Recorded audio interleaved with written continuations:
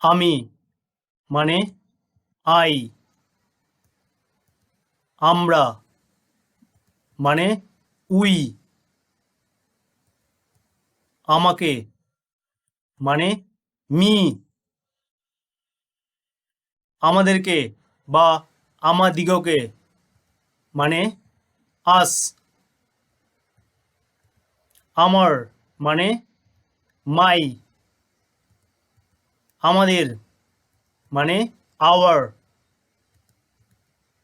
তুমি তোমরা আপনি আপনারা মানে ইউ।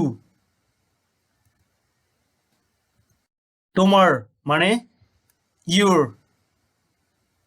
সে তিনি ছেলেদের ক্ষেত্রে মানে হি। সে তিনি মেয়েদের ক্ষেত্রে মানে শি। তাকে ছেলেদের ক্ষেত্রে মানে হিম।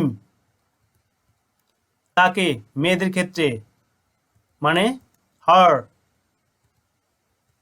তারা মানে দে। তার ছেলেদের ক্ষেত্রে মানে হিজ। তাদের মানে দেম। কাছেই আছে এমন প্রাণী বা বস্তুকে নির্দিষ্ট করে বোঝাতে দিস এবং দিস এর ব্যবহার হয়। এই, এটি, ইহা মানে দিস। এই গাছটি, এই গাছটি বলতে কাছে আছে বোঝাচ্ছে। This tree. এইগুলি মানে দিস। এই কুকুরগুলি মানে কাছে আছে এরকম বোঝাতে দিস ব্যবহার করা হয়। যেমন এই কুকুরগুলি দিস ডগস। দূরে আছে এমন প্রাণী বা বস্তুকে নির্দিষ্ট করতে দ্যাট এবং দোস এর ব্যবহার হয়। ওই বইটি দূরে আছে এমন বোঝাতে দ্যাট ব্যবহার করা হয়। দ্যাট বুক। ওইগুলি দোস। ওই বইগুলি দোস বুকস।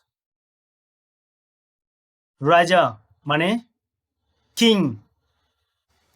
রানী মানে কুইন। বাবা মানে ফাদার। মা মানে মাদার। ভাই মানে ব্রাদার। বোন মানে সিস্টার।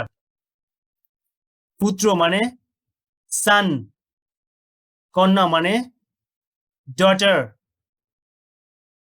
যাওয়া মানে গো। দেখা মানে সি। বলা মানে সেই। পাওয়া মানে গেট। নেওয়া মানে টেক। গান গাওয়া মানে সিং। পান করা মানে ড্রিঙ্ক। পড়া মানে read. Thank you so much.